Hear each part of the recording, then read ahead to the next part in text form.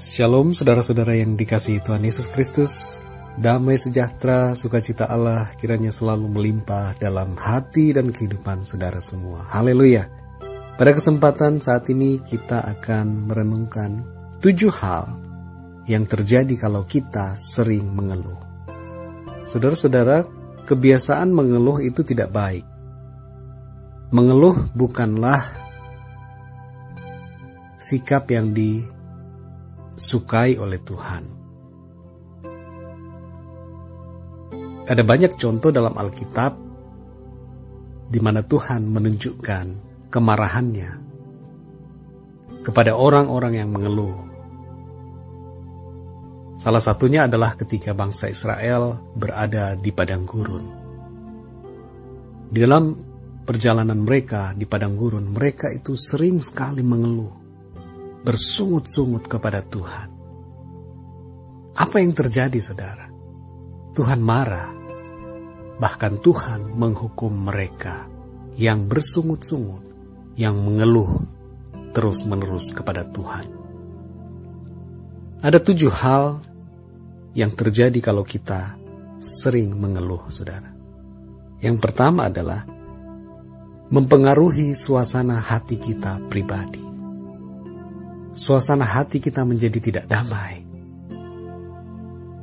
gelisah, khawatir, marah, kecewa, tidak pernah bersyukur.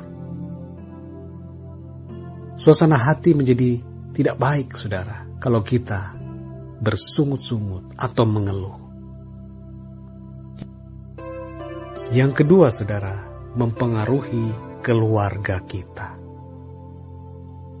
Kalau kita mengeluh, maka atmosfer atau suasana di dalam kehidupan keluarga atau rumah tangga kita menjadi tidak baik juga, saudara. Kalau saudara adalah seorang ayah, suami, itu berarti saudara diibaratkan sebagai seorang kapten kapal. Saudara adalah kepala rumah tangga. Maka setiap ucapan, setiap kata-kata yang keluar, keluhan, sungut-sungut, itu akan mempengaruhi keluarga saudara. Kalau saudara berkata yang damai, maka kedamaian akan terjadi.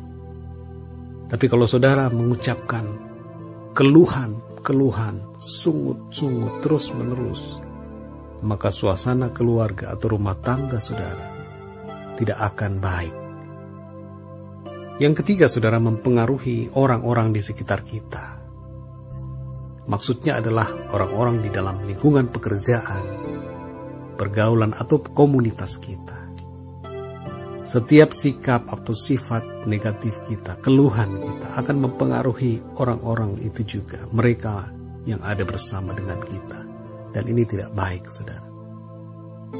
Yang keempat, sikap kita menjadi negatif. Terhadap apapun yang terjadi, kita menjadi negatif. Yang kelima, saudara, keputusan-keputusan kita menjadi salah. Itu akibat emosi negatif, keluhan, sungut-sungut kita. Jadi kita memutuskan segala sesuatu berdasarkan emosi sesaat yang tidak baik. Yang keenam adalah Tuhan didukakan oleh sikap kita. Nah, kalau kita sering mengeluh itu juga berarti bahwa kita mendukakan Roh Kudus, mendukakan Tuhan. Dan ini tidak baik buat diri kita, saudara.